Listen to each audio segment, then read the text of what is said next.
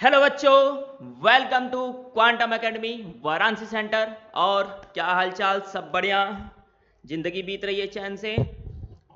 अरे बताओ भैया, ऐसे भी यार तुम लोग का समर वेकेशन हो गया है, मस्त एकदम मौज उड़ा रहा हो गया है कि नहीं? यहाँ कहीं यहाँ का प्लान वहाँ का प्लान बना रहे हो मस्त एकदम घूमने के लिए। और सही है यार, कम से कम जाके घूम लो।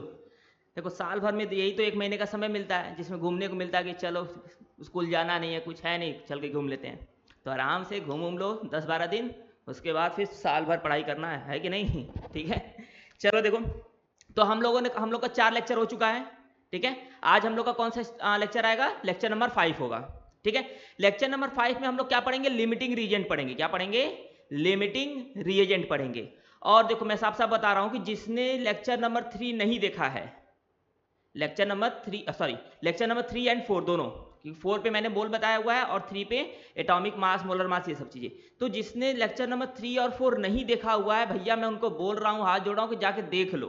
क्योंकि देखोगे नहीं तो यार तुम्हें लिमिटिंग रीजन समझ में ही नहीं आएगा। क्योंकि देखो मोल का यहाँ पे यूज है, तो तुम्हें मोल तो पता होना चाहिए क्या होता है, कैसे निकाला जाता है, सारी चीजें। तो इसीलिए अगर जिसने भैया नहीं देखा है वो कृपा करे जाए देखे। ठीक है। तो आज हम लोग स्टार्ट करते हैं लिमिटिंग रीजन लेक्चर नंबर 5। ठीक है। चलो देखो, तो बात आती है कि ये लिमिटिंग रीजेंट होता क्या है सर, है ना? ये भी तो है ना कि पता चले कम से कम कि लिमिटिंग रीजेंट होता क्या है। तो देखो, किसी भी रिएक्शन में ध्यान समझना, अगर कोई भी रिएक्शन हो रहा है, किसी भी रिएक्शन में जो रिएक्टेंट मॉलिक्यूल पहले खत्म हो जाएगा, ठीक है, जो पहले खत्म हो जाएगा उसको लिमिटिंग रीजेंट बोलेंगे, और जो बचा रह जाएगा उसको एक्सेस रीजेंट बोलेंगे। ठीक है। कोई भी चीज जो पहले खत्म हो गया, जो चीज लिमिट में होगा वही तो खत्म होगा ना, है कि नहीं? जो चीजें लिमिट में है वो चीजें खत्म होती है, जो बहुत ज्यादा अमाउंट में, वो चीजें कहां से खत्म होगा, है ना? तो वही चीज है। तो किसी रिएक्शन में जो पहले खत्म हो जाएगा वो लिमिटिंग रीजेंट होगा, और जो नहीं खत्म होगा, जो बाद में मतलब जो बचा रह जाएगा, उसे क्या बोलेंगे हम लोग? एक्सेस रीजेंट बोलेंगे। क्लियर है? तो मैं लिख देता हूं कि लिमिटिंग रीजेंट क्या होता है। ठीक है। बस याद रखना, जो चीजें पहले खत्म होगा वो लिमिटिंग रीजेंट है। ठीक है। जैसे तुम लोग का पढ़ाई संबंध जल्दी खत्म हो जाता है, तो देखो, the reaction in which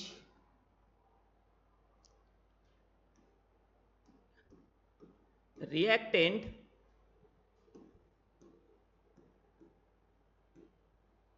consume first, वो रिएक्शन जिसमें रिएक्टेंट पहले कंज्यूम हो जाए, ठीक है, the reaction in which reactant consume first called as limiting reagent. तो उसे हम लोग क्या बोलेंगे? लिमिटिंग रिएजेंट बोलेंगे। ठीक है। अब जैसे मैं बात करूं, मान लो कि हमारे पास दो रिएक्टेंट है, एक रिएक्टेंट ए है और एक रिएक्टेंट बी है। ये दोनों आपस में रिएक्ट करके एक हमें नया सा प्रोडक्ट दिए, ए बी।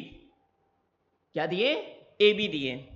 तो अब ये बताओ जरा सा हमें, मान लेते हैं कि ठीक है, मैंने बोला कि ए का हमारे पास 10 मोल है और बी हमारे पास 5 मोल है। ठीक है। अब तुमसे कोई पूछ दे कि बताओ रिएक्शन में पहले कौन खत्म होगा, ठीक है, जैसे मोल के ही टर्म में बताते, लेकिन तुम लोग ऐसे भी समझते हो, मान लो कि हमने ये 10 ग्राम ले लिया, ये 5 ग्राम ले लिया। ठीक है। मैं समझाने वाला ये ग्राम की बात कर रहा हूं, ठीक है ना, समझाने के लिए सिर्फ। तो अब ये बताओ 10 ग्राम और 5 ग्राम, ये ए और बी आपस में रिएक्ट कर रहे हैं। ए जो कि 10 ग्राम है और बी जो कि 5 ग्राम है। तो ये बताओ पहले खत्म कौन होगा? कौन खत्म होगा? हाँ सही बात, पहले कौन खत्म होगा? बी खत्म होगा। तो बी हमारा क्या हो जाएगा? Limiting reagent. और ए हमारा क्या हो जाएगा? एक्सेस रीजेंट हो जाएगा। ठीक है। चलो बहुत बढ़िया। अब ये बताओ, अच्छा हमें पता चल गया कि ठीक है, बी हमारा लिमिटिंग रीजेंट है और ए हमारा जो है एक्सेस रीजेंट है। तो जब बी खत्म हो जाएगा, ध्यान से समझना, कि जब बी खत्म हो जाएगा तो क्या उसके बाद ये रिएक्शन होगा? जाहिर सी बात है नहीं होगा ना, कि ए और बी रिएक्ट हो गए तब ना ए बी मिल रहा है। अब जब बी खत्म ही हो गया तो ये बनेगा कहां से, है कि नहीं? तो मतलब एक चीज और क्लियर हुआ कि किसी भी रिएक्शन में लिमिटिंग रीजेंट के ऊपर डिपेंड करता है कि कितना अमाउंट ऑफ प्रोडक्ट फॉर्म होगा, है कि नहीं? क्योंकि हमें यहां पे पता भी चल रहा है कि किसी भी रिएक्शन में लिमिटिंग रिएजेंट के ऊपर डिपेंड करेगा कि अमाउंट ऑफ प्रोडक्ट कितना बनेगा। क्लियर है? पक्का? बहुत बढ़िया।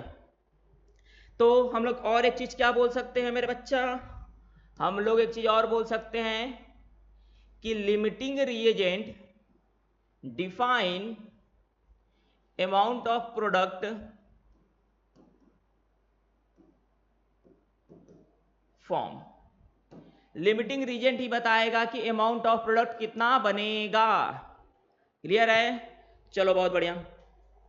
तो अब बात ये आती है कि ठीक है सर कैसे पहचानेंगे? ऐसे तो ठीक है हमने ग्राम में देख के समझाने के लिए तुमको बोल दिया, लेकिन लिमिटिंग रीजन हम लोग ऐसे कभी नहीं पहचान सकते।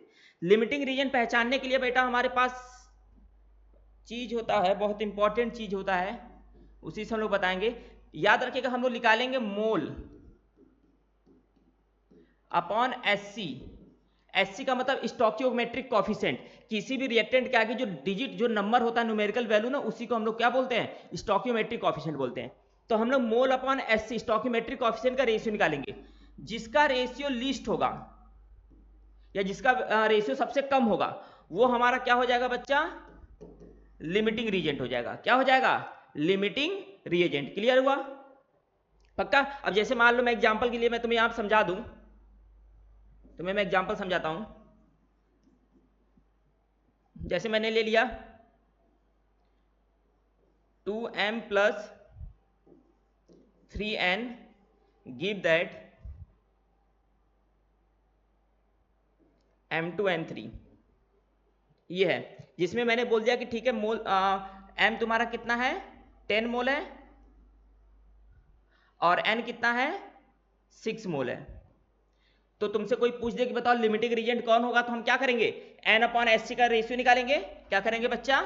n अपॉन एससी का रेशियो निकालेंगे। तो n अपॉन एससी का रेशियो निकालेंगे कैसे? देखो तो m के लिए n अपॉन एससी निकालते हैं। तो ये बताओ m के लिए n कितना मोल दिया हुआ है? 10 मोल दिया हुआ है। तो क्या हो गया? 10 बाई एससी स्टोकियोमेट्रिक कॉफिशिएंट कितना है बच्चा? 2 है। तो 10 बाई 2 कितना आ गया? 5 आ गया। ये m के लिए आ गया। इसी तरह हम n के लिए निकालेंगे। तो n के लिए क्या हो जाएगा? n अपॉन एस सी, उसका n कितना है? 6 मोल है। स्टोकियोमेट्रिक कॉफिशिएंट कितना है बच्चा? 3 है। तो 6 बाई 3 कितना आ गया? 2। अब ये बताओ इन दोनों में से कौन सी वैल्यू छोटी है? n अपॉन एस सी का 2, जाहिर सी बात है। तो ये 2 हमारा क्या हो जाएगा? लिमिटिंग रीजेंट हो जाएगा। क्या हो जाएगा? Limiting reagent. और m हमारा क्या हो जाएगा? एक्सेस रीजेंट हो जाएगा बच्चा। ठीक है? तो जब हमें लिमिटिंग रीजेंट पता चल जाएगा तो उसी लिमिटिंग रीजेंट के ऊपर ही डिपेंड करता है कि कितना अमाउंट ऑफ प्रोडक्ट हमारा फॉर्म होगा। क्लियर है? ठीक है, चलो बहुत बढ़िया। अब बात यह आती है कि हमारे पास ऐसे क्वेश्चन को सॉल्व करने के लिए एक और कॉन्सेप्ट आता है जिसे हम लोग बोलते हैं स्टोकियोमेट्रिक कॉफिशिएंट। क्या बोलते हैं बच्चा?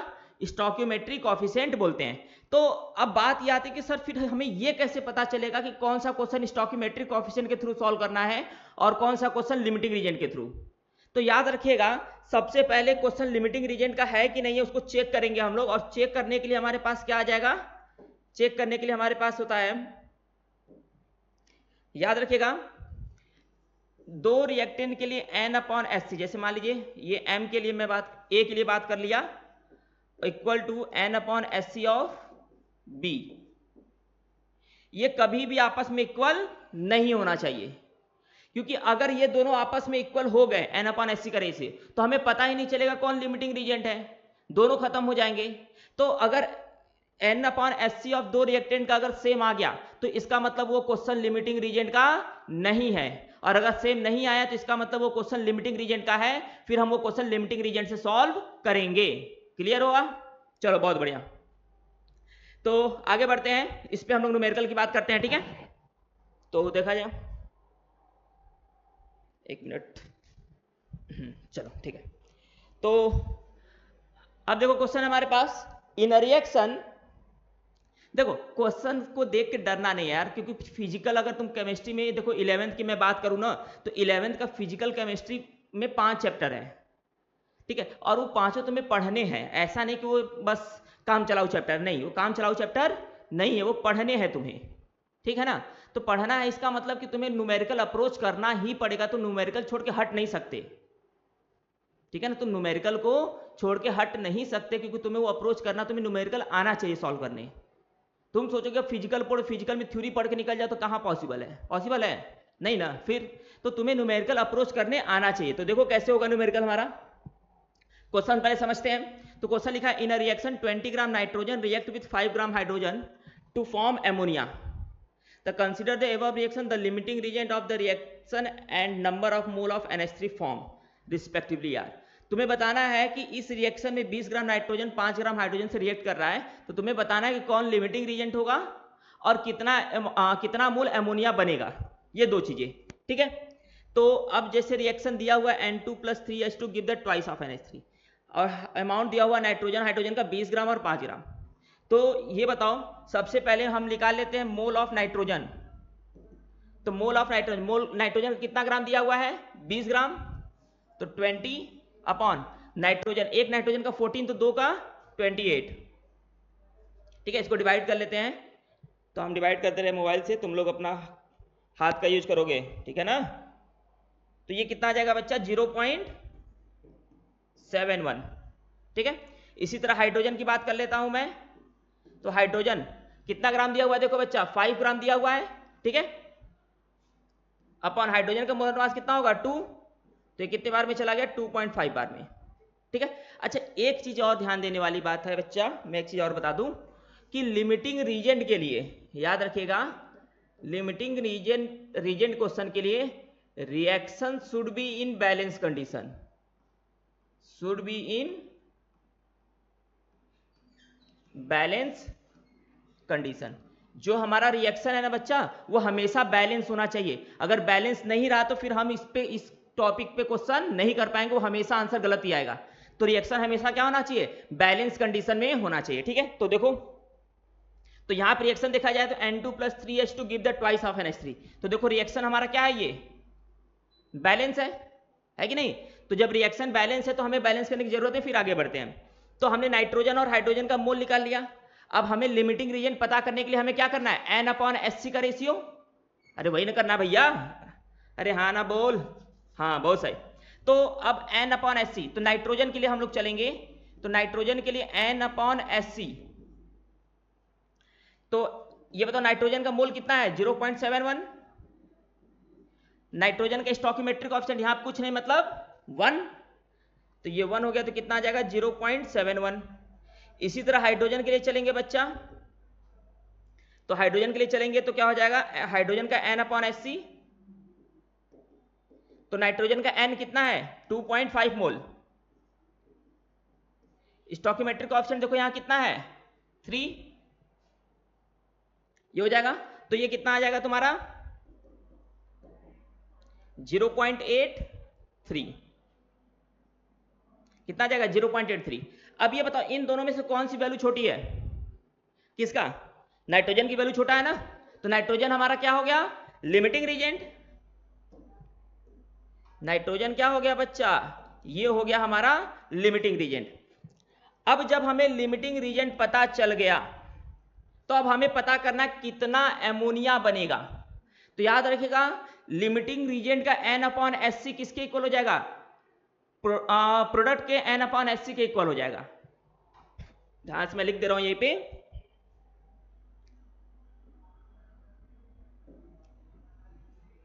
मैं लिख दे रहा हूं बच्चा, N/SC of limiting reagent equal हो जाएगा N/SC ऑफ प्रोडक्ट। ठीक है। जब प्रोडक्ट का अमाउंट पता करना होगा तो क्या होगा? लिमिटिंग रीजेंट का N/SC किसके इक्वल हो जाएगा? प्रोडक्ट के N/SC के इक्वल हो जाएगा। ठीक है। तो देखो, जब यही बात है तो सॉल्व करते हैं। तो लिमिटिंग रीजेंट का N/SC मतलब N/SC of limiting reagent equal to N/SC of product. तो प्रोडक्ट में SC कौन है? अमोनिया है ना। तो ऑफ NH3 का। तो लिमिटिंग रीजन का N/SC कितना है बच्चा? 0.71 equal to N of NH3 upon stoichiometric coefficient कितना है NH3 का? 2। तो ये 2 हो जाएगा। तो N of NH3 equal to कितना हो जाएगा? ये तुम्हारा हो जाएगा 1.42। तो कितना मोल एमोनिया बनेगा बच्चा? एमोनिया आपका बनेगा 1.42 मोल। तो लिमिटिंग रिएजेंट कौन है? नाइट्रोजन। और कितना बना हमारा एमोनिया? कितना मोल बना? 1.42। और लिमिटिंग रिएजेंट कौन है? नाइट्रोजन। तो ऑप्शन देखते हैं। तो हाइड्रोजन गया, नाइट्रोजन देखो 1.42। तो हमारा ऑप्शन कौन सा सही है? सी सही है। क्लियर हुआ? सी हमारा क्या है? मतलब नाइट्रोजन हमारा लिमिटिंग रिएजेंट है और 1.42 मोल एमोनिया का फॉर्मेशन होगा। क्लियर? कोई दिक्कत? पक्का? आगे बढ़ा जाए? चलो बहुत बढ़िया, आगे बढ़ते हैं नेक्स्ट क्वेश्चन की तरफ। नेक्स्ट क्वेश्चन कहाँ चला गया यार हमारा? अच्छा आ गया, चलो ठीक है। नेक्स्ट हमारे पास ये क्वेश्चन है। क्वेश्चन को पढ़ो यार, पढ़ो और कोशिश करो, वीडियो को पॉज करो और कोशिश करो। हो गया? सॉल्व कर लिए? आंसर आ गया? चलो आ गया तो आंसर बहुत अच्छी बात है। जिसका आंसर आ गया बहुत बहुत बधाई हो। आंसर मैच करो फिर मेरे से, ठीक है ना? तुम कमेंट तो करोगे नहीं कि सर हाँ ये आंसर आया मेरा, तो मेरे से मैच करो, देखो कितना आ रहा है। तो बोला क्या है कि एक रिएक्शन हो रहा है हमारा। क्या हो रहा है? रिएक्शन। सर केमिस्ट्री में तो रिएक्शन ही होता है, और क्या होता है? हाँ तो भाई वही हो रहा है। x plus Y plus 3z give that X Y Z 3। ABCD पढ़ो तुम लोग, एक्स वाई जेड ABCD बहुत पहले पढ़ लिए, ठीक है? तो ये रिएक्शन हो रहा है, उसमें बोला है कि 1 mole of each of x and y। x भी कितना मोल है? 1 मोल। y भी कितना है? 1 मोल विथ 0.04 मोल ऑफ z। और z कितना है? 0.05 मोल। मतलब 1 मोल x के 1 मोल y और 0.05 मोल z आपस में रिएक्ट करके XYZ3 बना रहे हैं। तो इसमें से पूछा हुआ है कि XYZ3 कितना बनेगा। क्या पूछा हुआ है? XYZ3 कितना बनेगा, मतलब कितना ग्राम बनेगा। साथ साथ बोला एक्स वाई और जेड का एटॉमिक मास इतना दिया हुआ है, ठीक है? तो अब देखो कितना ग्राम बनेगा वो तो ठीक है, सबसे पहले तो हम ये पता कर ले कि लिमिटिंग रीजेंट कौन होगा, है कि नहीं? क्योंकि जब तक लिमिटिंग रीजेंट नहीं पता चलेगा तब तक हम नहीं बता पाएंगे। तो लिमिटिंग रीजेंट हम पता करते हैं, क्योंकि उसमें हम लोग माहिर हो गए पता करने में। तो पहले x का n/SC निकालेंगे। देखो जैसे जैसे लिख रहे बच्चा वैसे लिख के करोगे तो कोई दिक्कत नहीं। तो x का कितना मोल है? 1। स्टोइकोमेट्रिक ऑप्शन कुछ नहीं तो 1, तो कितना आ गया? 1। y का निकालते हैं तो n/SC। तो y का कितना मोल है? 1। कुछ नहीं तो स्टोइकोमेट्रिक कितना भी 1, तो 1 आ गया। z की बात करते हैं। z के लिए n/SC की बात करेंगे बच्चा, तो n कितना मोल दिया है? 0.05। और कितना दिया हुआ है? 3। अब इसको डिवाइड करेंगे तो कितना आ जाएगा? जल्दी बताओ। तुम्हारा आ जाएगा, मान लो कि 0.03126, यही आएगा, 0.016 आएगा ना। इतना हमारे पास इसका मोल, मतलब कि n/SC का रेशियो। अब ये बताओ इन दोनों में से सबसे छोटी वैल्यू कौन सा है? हाँ अबे देख के नहीं बता पा रहा है, इंसान है कि पैजामा तू सब है? मैं क्या बोल रहा हूँ। हाँ ये देखो 1 है, ये भी 1 है, और ये 0.016 है ना।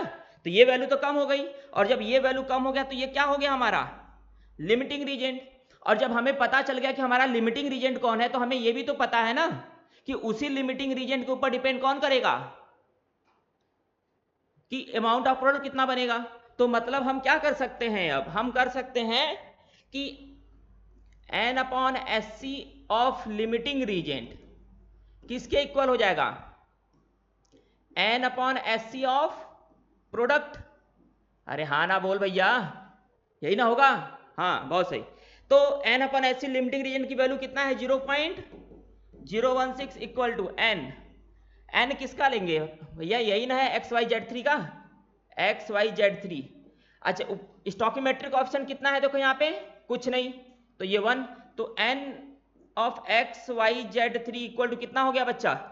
0.016। ये इतना मोल आ गया। क्या आ गया? मोल। अब ये बताओ हमें पूछा कितना ग्राम में बनेगा। देखो ग्राम बोला है ना, मोल तो बोला नहीं है। तो ग्राम के लिए अब जब हमें मोल पता चल गया तो मोल, अब जब से जो लेक्चर नंबर 4 में मैंने बताया था कि मोल इक्वल टू क्या होता है? मोल इक्वल टू होता है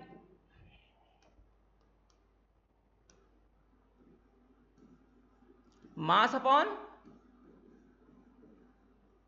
मोलर मास। तो हमें मोल पता है, मोलर मास निकाल लेंगे तो मास पता चल जाएगा कि नहीं। और देखो मोलर मास हम क्या करेंगे, यहां से निकाल लेंगे। तो मोलर मास निकालते हैं एक्स वाई जेड 3 का। तो एक्स का एटॉमिक मास कितना दिया हुआ है 10, प्लस वाई का कितना दिया हुआ है 20, प्लस जेड कितनी बार है 3 बार है, और एक जेड का कितना है 30। तो कितना हो गया 30 प्लस 90, 120 हो गया 120। तो अब यहां पे क्या लिख सकते हैं, मोल का formula mass of X Y Z 3 upon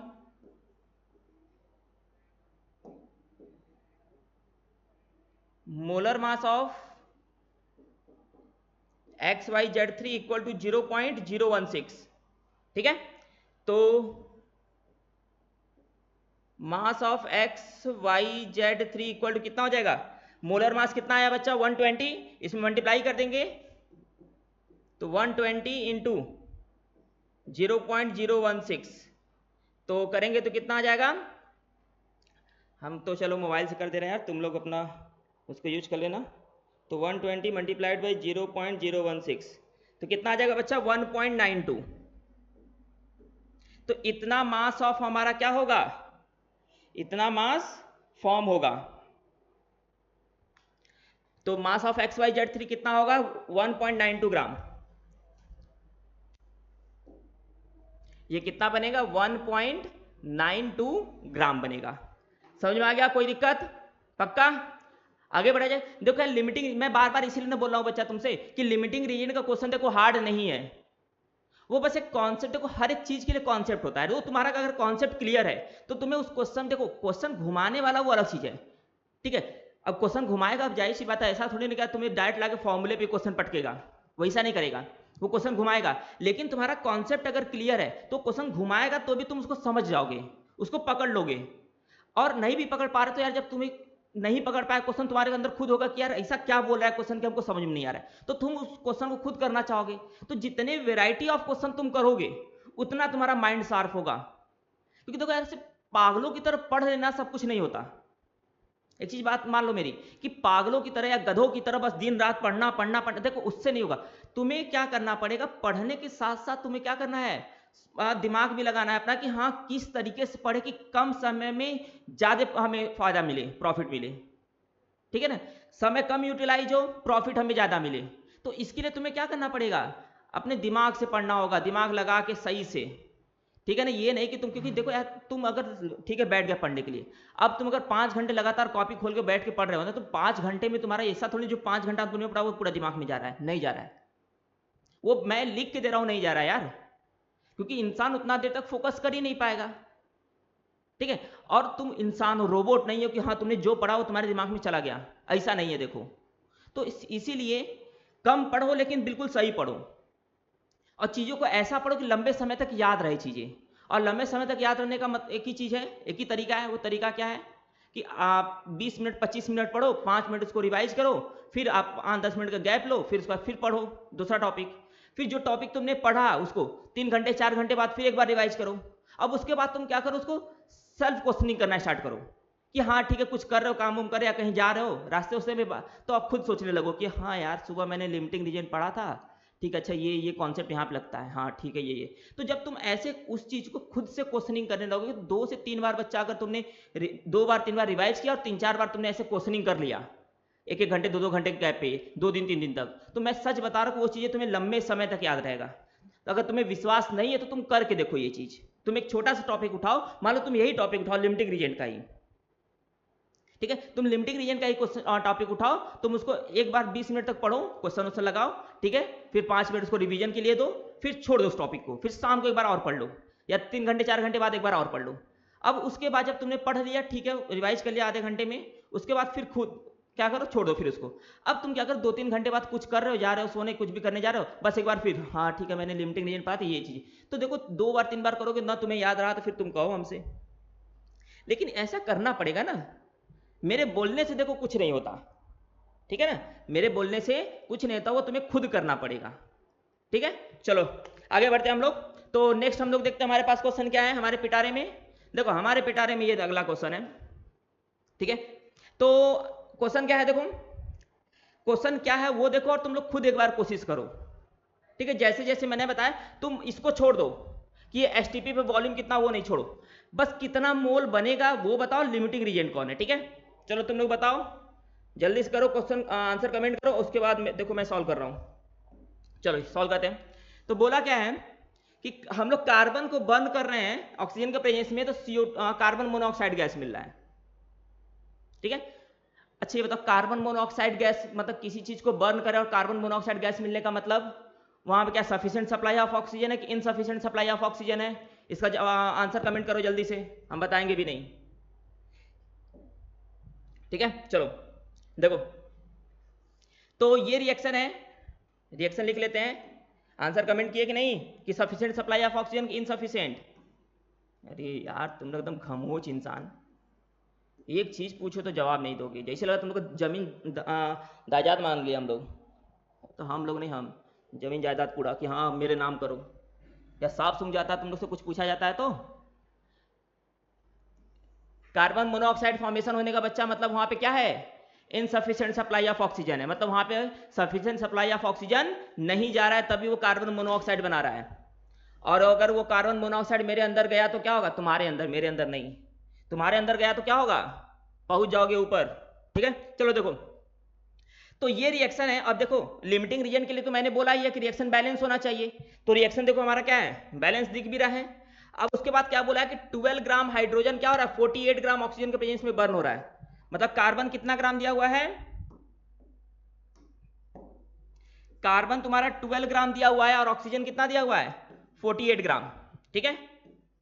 तो सबसे पहले हम पता करेंगे कि इसमें लिमिटिंग रीजेंट कौन है, तो देखो लिमिटिंग रीजेंट पता करते हैं। तो ये बताओ कार्बन का मोल, तो गिवन मास कितना है 12, मोलर मास कितना होता है 12, तो कितना आ गया 1 मोल। इसी तरह ऑक्सीजन का निकालेंगे, तो ऑक्सीजन कितना दिया हुआ है 48, और इसका मोलर मास कितना होता है, एक ऑक्सीजन का 16, तो दो का कितना हो जाएगा 32, कितने बार में जाएगा जल्दी बताओ, तुम लोग डिवाइड करो, मैं मोबाइल से डिवाइड करूंगा, तुम लोग से तेज नहीं है हम। देखो 48 डिवाइडेड बाई 32 आ गया 1.5 बार में, कितने बार में बच्चा मेरे 1.5। यार देखो तुम लोग थोड़ा तेज हो, मैं थोड़ा तेज नहीं हूँ, ठीक है, तो मुझे कैलकुलेटर की जरूरत पड़ती है, मजाक मजाक कर रहा हूँ यार, सीरियस मत लेना, ठीक है। तो कार्बन का देखो 1 मोल आ गया, ऑक्सीजन का आ गया 1.5 मोल। अभी हमने मोल निकाला, अभी हमें क्या निकालना है, यहाँ पे लिमिटिंग रीजेंट पता करना है। तो अब हम लोग कार्बन और ऑक्सीजन में से पता करते हैं कौन लिमिटिंग रीजेंट है, तो कैसे पता करेंगे बताओ जरा सा, अरे बोला यार तुम लोग, हम लोग कैसे पता करेंगे, N/SC से, कैसे N/SC से। तो N कितना मोल है, कार्बन कितना मोल है 1 मोल। अब कार्बन का स्टोइकियोमेट्रिक कोएफिशिएंट कितना है मेरा बच्चा 2, तो 1/2 कितना आ गया 0.5। इसी तरह हम लोग ऑक्सीजन का निकालेंगे, तो N/SC करेंगे, मोल कितना है 1.5, स्टोइकियोमेट्रिक कोएफिशिएंट ऑक्सीजन का देखो कुछ नहीं मतलब 1, तुम्हारे साथ कोई नहीं मतलब भगवान है साथ में, तो वही वाला कुछ नहीं मतलब 1, तो ये 1 तो कितना आ गया 1.5 आ गया, क्लियर है। तो कार्बन और ऑक्सीजन का हमारा मोल N/SC आ गया। तो अब ये बताओ जब N/SC आ गया तो इसमें से लिमिटिंग रीजेंट कौन सी वैल्यू छोटी है, कार्बन की ऑक्सीजन की, कार्बन की। याद रखना N/SC की मोल नहीं देखेंगे कि मोल किसका कम है किसका ज्यादा नहीं, N/SC देख के बताएंगे। तो N/SC की वैल्यू किसकी कम है, कार्बन, तो ये क्या हो गया हमारा लिमिटिंग रिएजेंट हो गया, कार्बन हमारा क्या हो गया लिमिटिंग रीजेंट। अब जब हमें पता चली गया कि कार्बन हमारा लिमिटिंग रीजेंट है, तो अब हम क्या कितना मोल ये बनेगा ये पता नहीं कर सकते, हाँ या ना बताओ, कर सकते हैं ना। क्या करेंगे, N/SC ऑफ कार्बन किसके इक्वल हो जाएगा, N/SC ऑफ कार्बन मोनोऑक्साइड, मतलब लिमिटिंग रीजन का N/SC किसके इक्वल हो जाएगा, प्रोडक्ट के N/SC के इक्वल हो जाएगा। तो N/SC ऑफ कार्बन कितना है बच्चा 0.5, तो यहां पे मोल अपॉन SC, CO का SC कितना है 2 है, तो N इक्वल टू कितना हो जाएगा 1 मोल, N इक्वल टू कितना हो गया 1 मोल। तो अब क्या पूछा, ये तो हमारा मोल आ गया, ठीक है, ये क्या हो गया कि इतना कार्बन मोनोऑक्साइड का मोल फॉर्मेशन होगा। लेकिन हमसे पूछा कि कितना मोल होगा एट एसटीपी पे, एसटीपी पे कितना मोल होगा। तो एसटीपी पे अगर हम बात करें तो 1 मोल इक्वल टू क्या होता है,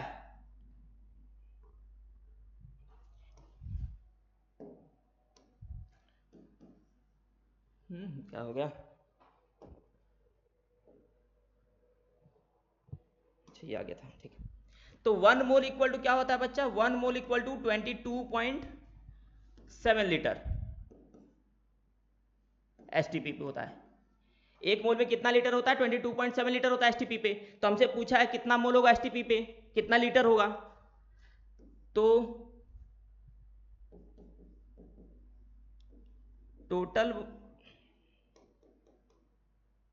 टोटल वॉल्यूम ऑफ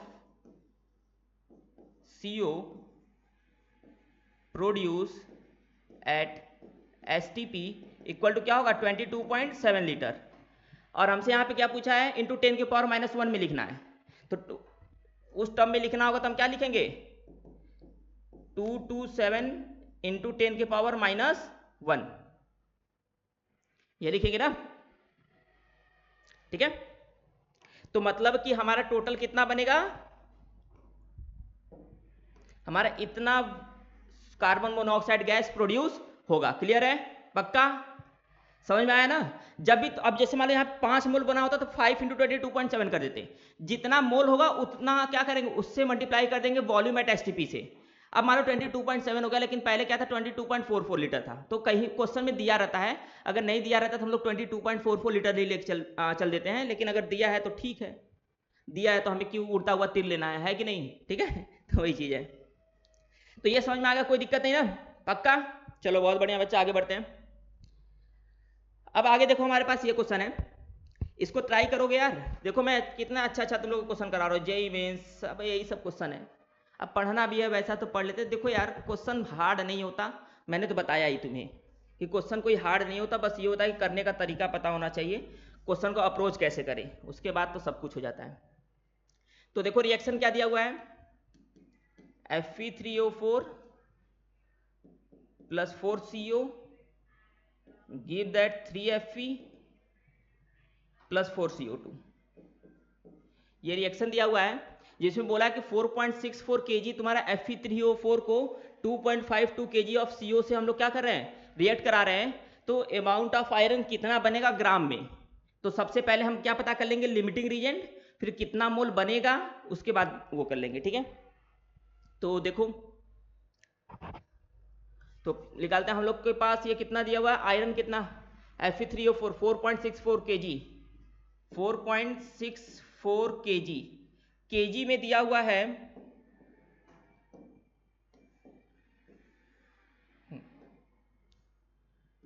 4.64 kg।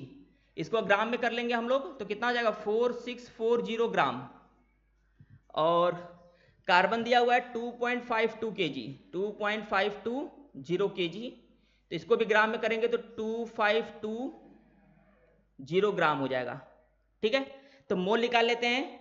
तो N ऑफ Fe3O4 तो 4640 अपॉन मोलर मास देखो कितना है 232, ठीक है। डिवाइड करेंगे तो कितनी बार में चला जाएगा, 20 टाइम्स में 20, कितनी बार में चला गया, 20 बार में चला गया बच्चा, ठीक है। और उसके बाद CO का निकालते हैं। तो N of CO equal to क्या हो जाएगा बच्चा, 2520 अपॉन कार्बन का कितना, कार्बन मोनोऑक्साइड का कितना हो जाएगा हमारा, कार्बन का देखो 12 होता है प्लस ऑक्सीजन का 16, तो कितना हो जाएगा तुम्हारा, हो जाएगा 28। तो डिवाइडेड बाई 28, ठीक है। इसको डिवाइड कर लो, स्टॉप हो जाए भाई, 2520 को डिवाइड करते हैं हम लोग 28 से, तो कितनी बार में चला जाएगा बच्चा, 90 टाइम्स में चला जाएगा, ठीक है। कितनी बार में, 90। तो मतलब ये तुम्हारा 20 मोल बना Fe3O4 का, ये 90 मोल बना किसका, कार्बन मोनोऑक्साइड का। क्लियर है, ठीक है।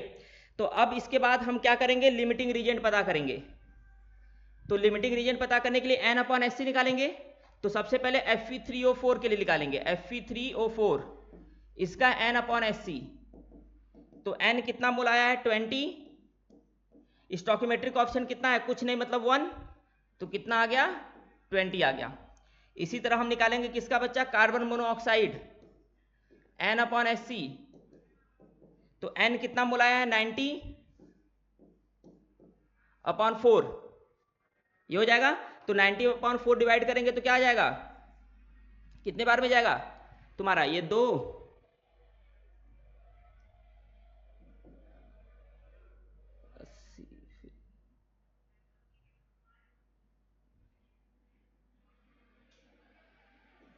22.5 टाइम्स में कितनी बार में जाएगा ना, देख लेते हैं। 5 चौका 20, 4 दूना 8, 2 10, 4 दूना 8 1 9, ठीक है।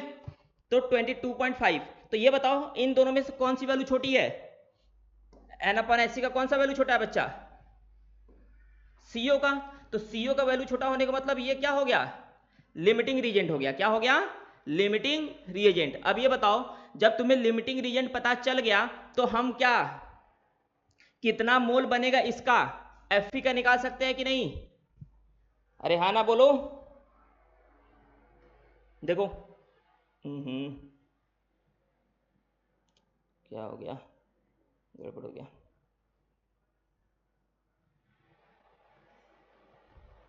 चलो ठीक है, देखो तो कार्बन मोनोऑक्साइड हमारा लिमिटिंग रीजेंट हो गया जिसकी वैल्यू कितनी है 22.5 आई है। यहां से देख लो, इतना सॉल्व कर लो। अब आगे बढ़ते हैं हम लोग थोड़ा सा, या चलो मैं यहीं पे सॉल्व करने की कोशिश कर देता हूं, या चलो यहां सॉल्व कर देता हूं मैं इस वाले पेज पे। तो कार्बन मोनोऑक्साइड जिसका था 90/4, जितना आया कितना था 22.5, और Fe3O4 ना इसका था 20/1, इसका आया था 20, तो ये वैल्यू कम था, तो ये हो गया लिमिटिंग रीजेंट। अब जब लिमिटिंग रीजेंट पता चल गया तो ये बताओ बच्चा n upon S C of limiting reagent किसके इक्वल हो जाएगा, n upon S C of iron के इक्वल हो जाएगा कि नहीं। हमें आयरन ही पूछा है ना, देखो to react the amount of iron in gram, कितना ग्राम आयरन प्रोड्यूस होगा, तो आयरन के लिए पूछा है, तो n upon S C of F के इक्वल हो जाएगा। ये वैल्यू कितना आया है n upon S C carbon का, सीओ का, तो ये आया है आपका बच्चा 22.5 equal to n of F upon stoichiometric option देखो कितना है 3 है, एफ का स्टोकियोमेट्रिक ऑप्शन कितना है 3 है, तो ये 3 हो जाएगा। तो n of F equal to कितना हो जाएगा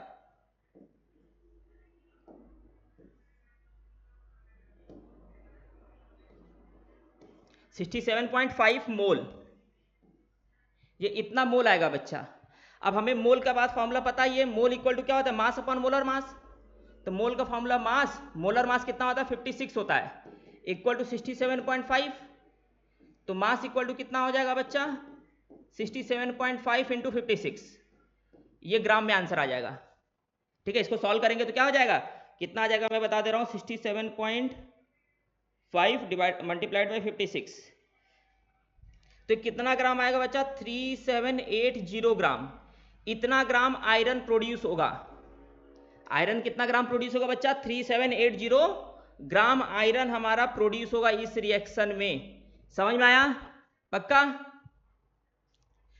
ठीक है, तो देख लो कैसे हुआ है क्वेश्चन। हाँ, तो आंसर देखते हैं कितना आया है 3780, इसमें आंसर देखो 3780 कहीं है कि नहीं, 378, अरे यार 3780 है नहीं, कहीं कहीं गड़बड़ हुआ है क्या, देखो हम लोग का।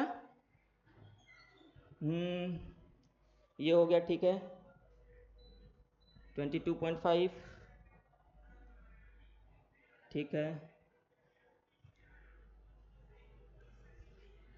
तो 20 20 60, ठीक है, 3 दिन 15, ठीक है, फिर 67.5 इंटू 56 कितना आता है जी, इतना ही आएगा ना 3780। इसका अच्छा नियर बाई वैल्यू क्या बोला है, नियर बाई इंटीजर देखेंगे ना, तो 3 क्या आ गया 3780 के पास कौन आएगा तुम्हारा जी 3780 के पास, मतलब ये आएगा 4200, कितना आएगा 42, मतलब वो वैल्यू कितना आएगा 4200 ग्राम आएगा। ये नियर बाय इंटीजर का आंसर है तुम्हारा, ठीक है। किसका आंसर है बच्चा, नियर बाय इंटीजर। नहीं तो एक बार देख लेते हैं कहीं गड़बड़ ना हुआ हो हम लोग से, है कि नहीं, गड़बड़ भी तो हो सकता है, तो एक बार देख लिया जाए। कैलकुलेशन देखना है बस हम लोग को और कुछ नहीं। तो ये तो ठीक है, 12 6 18 28, 2520 डिवाइडेड बाई 28 90, ये भी सही है। फिर 90 को डिवाइड कर दिया जाए, स्टॉकियोमेट्रिक कितना है 4 है, वो भी ठीक है। फिर आयरन का एटॉमिक मास कितना होता है बच्चा, ओ हो, ये ठीक है, मल्टीप्लाइड बाई 3 तो 67.5, ठीक है, मल्टीप्लाइड बाई 56, ठीक है बच्चा। वो नियर बाय इंटीजर का आंसर है, तो नियर बाय इंटीजर का आंसर आपका कौन सा आ जाएगा, फोर्थ वाला आएगा D 4200, ठीक है, ये होगा। क्लियर है, समझ में आया, चलो बहुत बढ़िया, आगे बढ़ते हैं। हो गया, का हो गया, अच्छा चलो ठीक। तो देखो ये लिमिटिंग रीजेंट का हमारा टॉपिक क्या हो गया, खत्म हो गया। इस पे देखो हमने क्या किया, जितने भी टाइप्स के न्यूमेरिकल होते थे बेसिकली मैक्सिमम 5-6 तरीके के न्यूमेरिकल हमने क्या किया यहाँ पे प्रैक्टिस किया हुआ है, ठीक है। तो अब देखो वैसे तुम्हें न्यूमेरिकल और प्रैक्टिस करना पड़ेगा जिससे कि तुम्हारा कॉन्सेप्ट और क्लियर हो सके, ठीक है ना। तुम्हें क्या करना पड़ेगा, अभी और प्रैक्टिस करना पड़ेगा, ठीक है। तो चलो ठीक है, फिर आज का सेवा करते हैं हम लोग समाप्त, अब मिलेंगे नेक्स्ट लेक्चर, ठीक है। चलिए बहुत